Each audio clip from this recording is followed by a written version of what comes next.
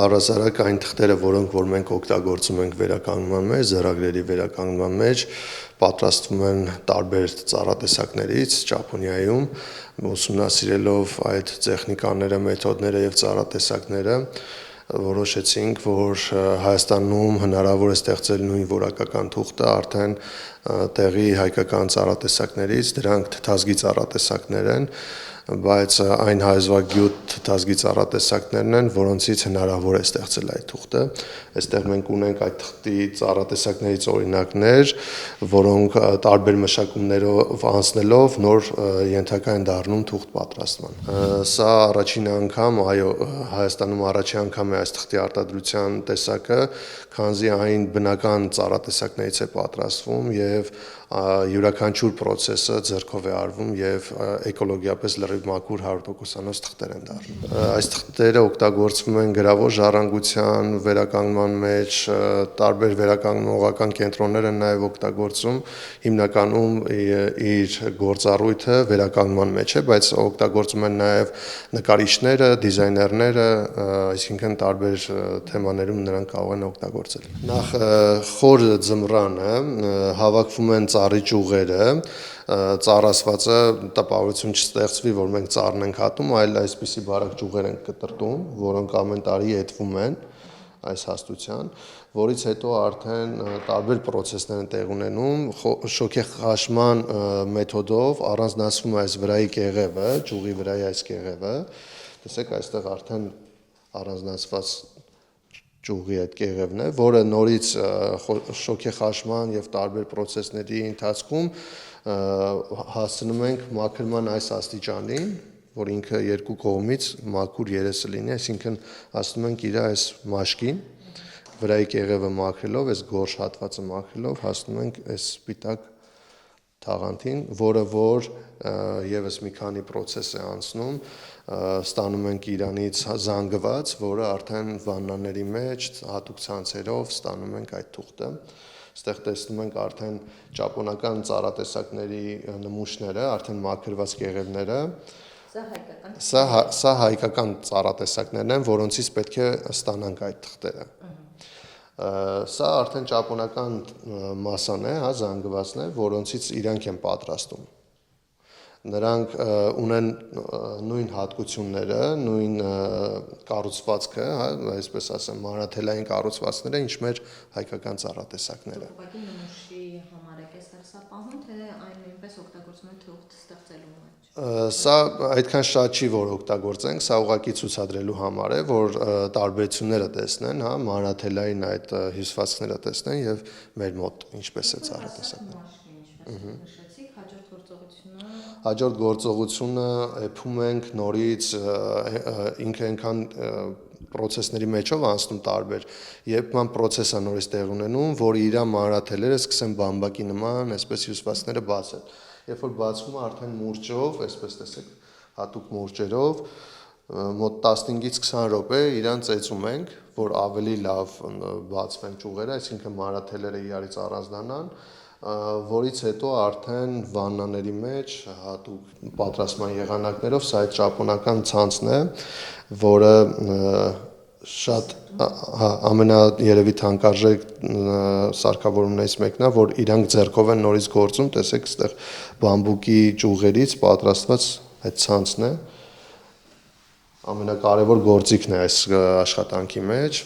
առանց որի այդ թուղթը հնարավոր չի պատրաստել։ Ինքը դրվում է այս ռամկայի մեջ, այսպես ծածկվում է,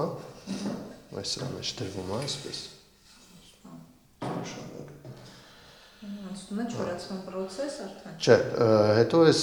ցանցով այնտեղ արդեն վաննաների մեջ բարձրացնելով, այո, այդ տեխնիկապես այդ աշխատանքները անելով ստանում ենք այդ թուղթը։ Սա ամենաթանկ բանն է, որ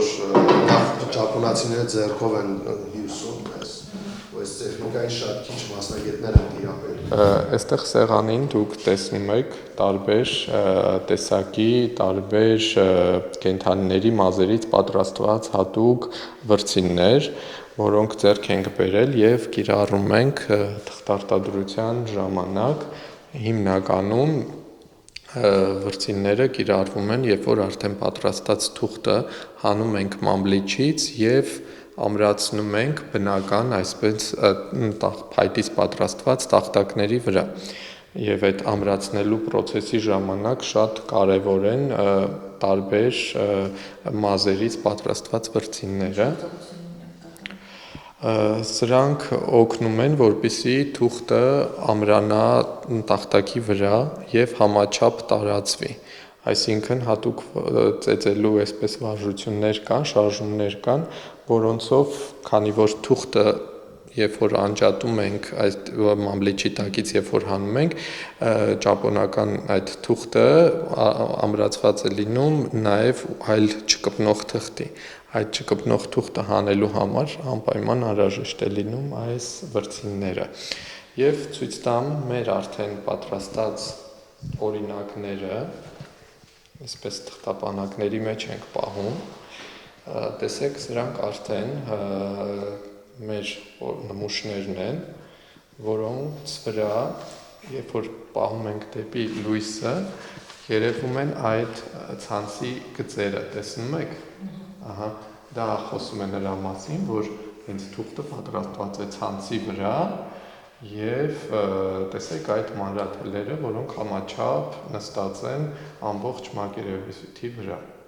Այս պահին մենք իհարկե հետագայում ավելացնելու ենք, բայց քանի որ ունենք դեռ մեկ տեսակի ցանց, փորձելու ենք միջին հաստության եւ մի փոքր ավելի բարակ թուղթ պատրաստել։ Հիմնականում այս թղթերը տատանվում են 3-ից 4 գրամի մեջ։ Մենք այդպես անելու ենք 3 գրամ, 4 գրամ, 5 գրամ թուղթ։ Բայց հետագայում իհարկե ավելի կընդլայնենք թե չափսը, թե իրեն հաստությունը։ Ցանցերը ասեմ, որ շատ դժվարությամբ ենք ձեռք բերել, այստեղ տեսնում եք նաև եվրոպական ցանցը, որից էլ արդեն բամբակյա էլի շատ բարձր որակի թուղթն է պատրաստվում, սա է, այո, սա այսինքն հատուկ ծառատեսակներից է, իսկ սա արդեն բամբակյա թուղթ է։ Այստեղ նշված է նախշած։ Այո, որովհետև տեսեք, երբ որ պահում ենք դեպի լույսը, տեսակ նախշերը։ Մեր ցանցը նախշեր չունի, այսինքն հարթ թուղթ ենք ստանում, սրանք արդեն դեկորատիվ տարբեր աշխատանքներ համար է, տեսեք, այս ռոմբերը եռանկյունաձև տարբեր կան։ Ամեն թուղթ արտադրող արհեստանոց ուներ իրեն հատուկ նշանը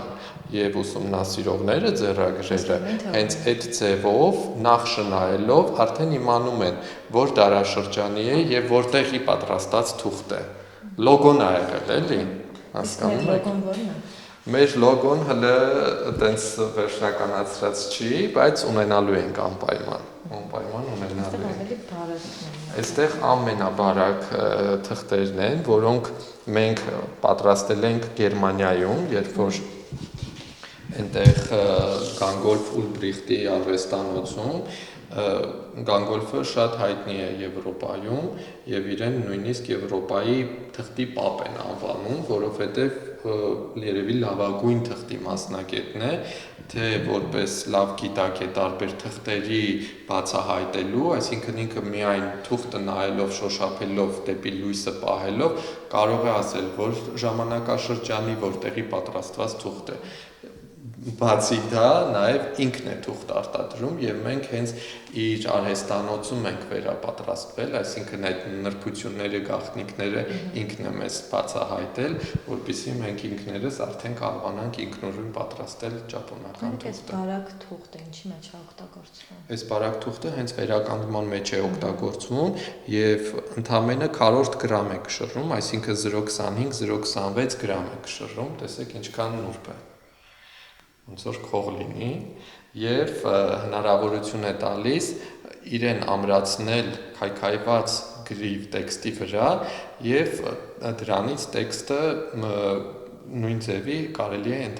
կարդալ։ Այստեղ Մատենադարանում մեր ձեռագրերը, հին ձեռագրերը վերամշակվում են հենց այս թղթով։ Այո, նախապես սրանք մշակվում են հատուկ սոսնձով, այսինքն պատվում են սոսնձային շերտով եւ այդ քայքայված տեքստերի գրերի վրա իրենք ուղղակի թեթև խոնավեցնելով ֆիքսվում են։ Ինչքան կյանք կոպիտ ասած տալիս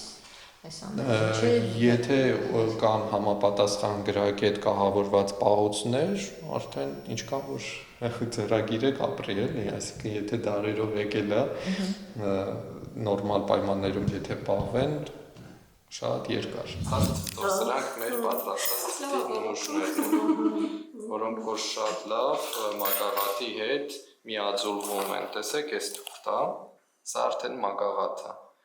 Ու շատ լավ, իհարկե չեք կարող ձեռք տալ, ես քանի որ ցուցադրում եմ ձեռնոցներով եմ։ Բնականաբար մենք միայն ավելացնում ենք թղթային մասը, երբեք ոչ տեքստին, ոչ մանրանկարին իրավունք չունենք մեր կողմից միջամտություն անել։ Այս եզակի հնարավորություն է ձեզ, որտեղ երբևէ այս թերթերը չեն ցուցադրվել։ Երևի թե գիտեք, որ ամեն մի թերթը մի հորթի կաշվից է, նույնիսկ վարկած կա, որ այնքան նուրբ է մագաղաթը, կաշին, որ ասում են նույնիսկ չի ծնված հորթի կաշվից է, ուղղակի ես մի քիչ չեմ պատկերացնի։ 60 տարուց ավել ոչ միայն Մատենադարանի ձեռագրերի, վավերագրերի, հնատիպ գրքերի վերականգնում, մենք նաև միակն ենք տարածաշրջանում, որ կարողանում ենք ապահովենք վերականգնումը տարբեր թանգարանային նյութերի, գրադարանային եւ մեզ այս թղթի ուրեմն արտադրական մասը հնարավորություն կտա ավելի ինտենսիվ աշխատել եւ կատարել ավելի շատ աշխատանք։ Ամեն ձեռագիր գալիս է իր խնդիրներով, ոնց որ հիվանդ մարդ, տարբեր հիվանդություններով, տարբեր խնդիրներով, ամեն ձեռագիր ունի իր մոտեցման